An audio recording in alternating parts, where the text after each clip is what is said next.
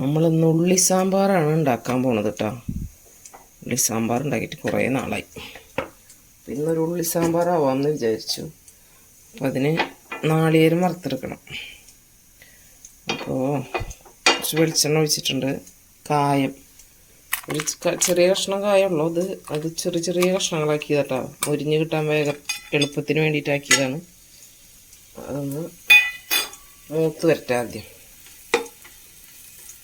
തീയൊന്ന് സിമ്മിൽ വെച്ച് കൊടുക്കാം. കായൊക്കെ നന്നായി മൂത്ത് വന്നിട്ടുണ്ട്. നമുക്ക് അതിലേക്ക് നാളികേരം ഇട്ട് കൊടുക്കാം. അരമുറിയേക്കാളും കുറച്ചും കൂടി കൂടുതലുണ്ടാവും. ഇതിലേക്ക് വേണ്ട കുറച്ച് സാധനങ്ങൾ ഇട്ട് കൊടുക്കാം.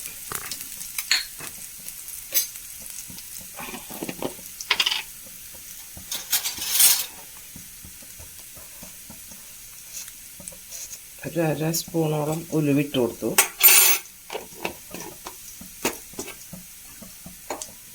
കുറച്ച് ചെറിയ ഉള്ളി 2-3 നുറുക്കിയത്, പിന്നെ 2 പച്ചമുളക്, പിന്നെ കറിവേപ്പില അതിട്ട് കൊടുത്തു. ഇതിന് നമുക്കൊന്ന് 2 മുളകാണ്, മുഴുവൻ മുളക് പൊടി ഇടും നമ്മൾ. അത് കളറിന് വേണ്ടിയിട്ട് 2 കാശ്മീരി മുളകാണ് കേട്ടോ. ഒന്ന് മുറിച്ചിടാം. അതിൻ്റെ കൂടെ മൂത്ത് വന്നിട്ട്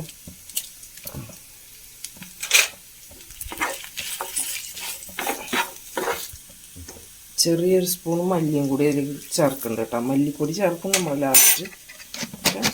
ചെറിയൊരു സ്പൂൺ മല്ലി ഇതിലേക്ക് ചേർക്കുന്നുണ്ട്. ഒന്ന് നന്നായി മുരിഞ്ഞ് വരട്ടെ. ഇത്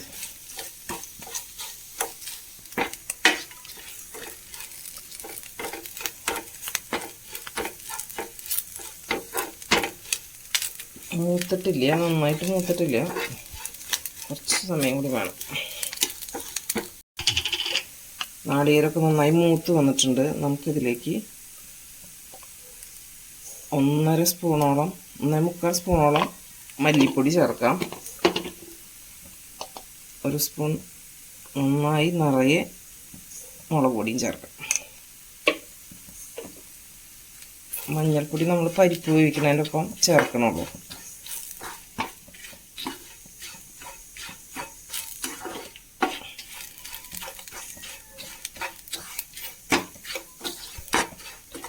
നമ്മൾ ഗ്യാസ് ഓഫ് ചെയ്യാൻ പോവാണ്. മതി, നന്നായി മൂത്ത് വന്നിട്ടുണ്ട്.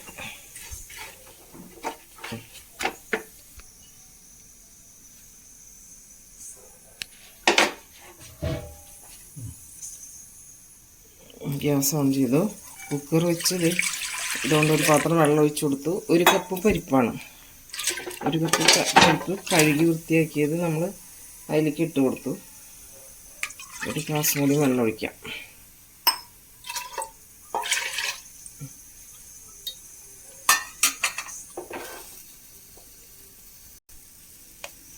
അര സ്പൂണ് മഞ്ഞൾപ്പൊടി ഇട്ട് കൊടുക്കാം.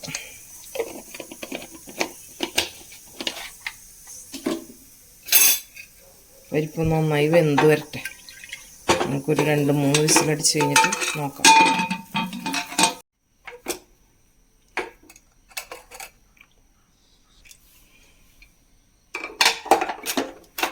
പരിപ്പൊക്കെ നന്നായിട്ട് വെന്തിട്ടുണ്ട്. പിന്നെ നന്നായി വെന്തിട്ടുണ്ട്.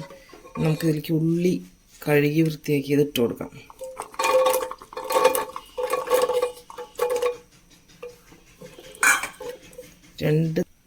രണ്ട് തക്കാളി ഇരിഞ്ഞതും കൂടി ചേർത്ത് കൊടുക്കാം. ഇനി ഇതിലേക്ക് പുളിവെള്ളം ചേർത്ത് കൊടുക്കാം. പുളി പിഴിഞ്ഞ് അതിൻ്റെ കൊറ്റ മാറ്റിയതാട്ടോ. പുതിയ പുളിയായ കാരനാണ് ഈ കളറായിട്ടിരിക്കുന്നത്. 1 വിസിലടിച്ചോട്ടെ. അപ്പോൾ ഉള്ളിയും തക്കാളിയും ഒക്കെ നന്നായിട്ട് വെന്തിട്ട് വരും. നാളികേരം വറുത്തതൊക്കെ ഒന്ന് അരച്ചെടുക്കാം.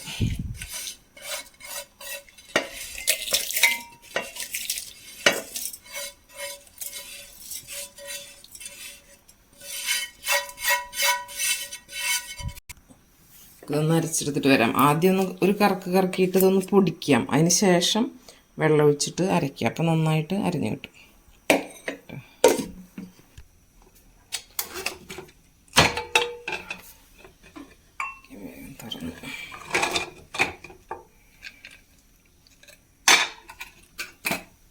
ഉള്ളിയൊക്കെ നന്നായിട്ട് വെന്തിട്ടുണ്ട്. നമുക്കിതിലേക്ക് അരപ്പ് ചേർക്കാം. അതിന് മുന്നേ ഗ്യാസ് ഒന്ന് ഓൺ ചെയ്യാം.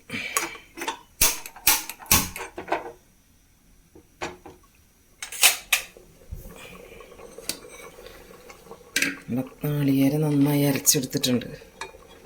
അരപ്പ് ചേർക്കാം.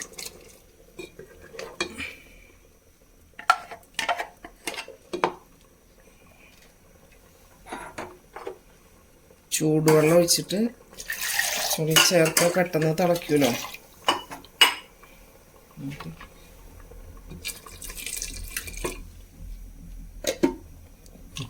നമ്മൾ നാളികേരത്തിൻ്റെ അരപ്പൊക്കെ ചേർത്തിട്ടുണ്ട്.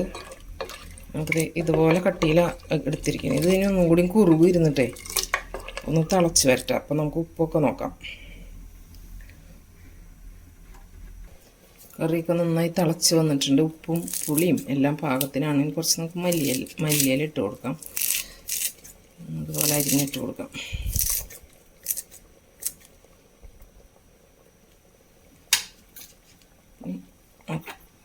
കടുക് വറുക്കാം. കറി ഇറക്കി വയ്ക്കാം.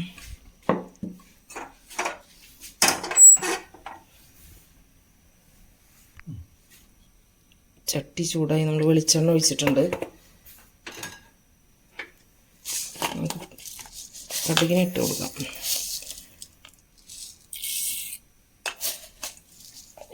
പൊട്ടി വന്നോട്ടെ.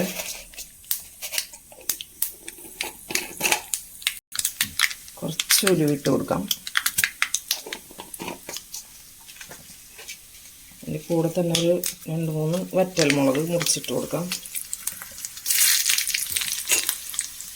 2 കറിവേപ്പിലയും കൂടി ഇട്ട് കൊടുക്കാം.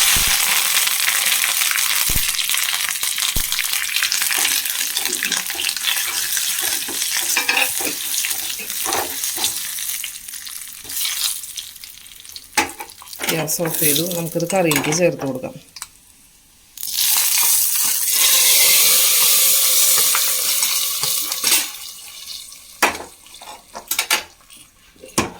നമ്മുടെ ഉള്ളി സാമ്പാർ റെഡി ആയിട്ടുണ്ട്. അടിപൊളി ടേസ്റ്റി ഉള്ളി സാമ്പാർ. കണ്ടോ?